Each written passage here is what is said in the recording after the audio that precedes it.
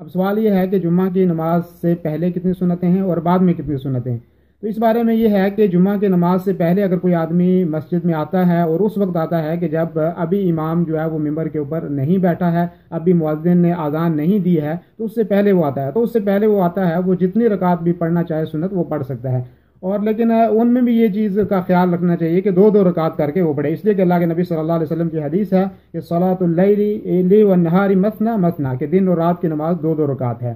اور لیکن اب جب امام جو ہے وہ ممبر کے اوپر بیٹھ گیا ہے، وہ خطبہ دینا شروع کر دیا ہے، ایسی صورت میں اب کوئی آدمی آ رہا ہے تو اس کے لیے یہ ہے کہ وہ دو رکعت تحیۃ المسجد کی پڑھنے کے بعد بیٹھ جائے اور کوئی نماز اور کوئی ذکر و اذکار نہ کرے سوائے خطبہ سننے کے، خطبے کو اچھے طریقے سے سنے۔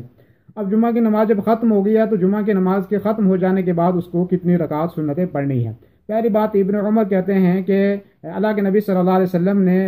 کے ساتھ انہوں نے جو ہے وہ نماز پڑھی، اور حدیث کے الفاظ ہیں کہ صلی مع النبی صلی اللہ علیہ وسلم رکعتین بعد الجمعہ، کہ انہوں نے جمعہ کے بعد اللہ کے نبی صلی اللہ علیہ وسلم کے ساتھ دو رکعت پڑھی۔ ایک روایت یہ ہوگی، اور یہ متفق علیہ روایت ہے، بخاری اور مسلم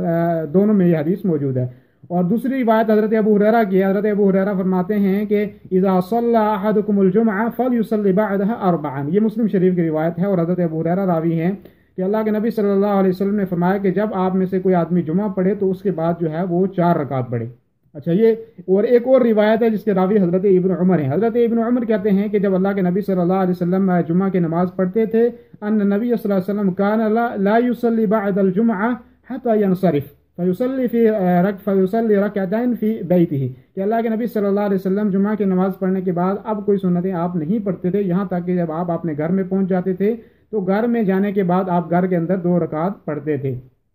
تو ایک روایت میں کہ ہے کہ آپ صلی اللہ علیہ وسلم جمعہ کے بعد 4 رکعت پڑھتے تھے، اور ایک روایت میں یہ ہے کہ آپ صلی اللہ علیہ وسلم فرمایا کہ جمعہ کے آپ صلی اللہ علیہ وسلم گھر میں جا کر 2 رکعت پڑھتے تھے، اس کے بغیر اور کوئی رکعت نہیں پڑھتے تھے۔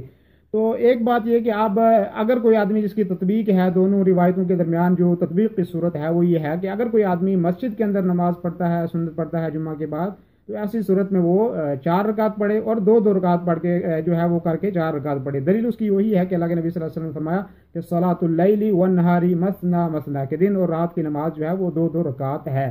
اور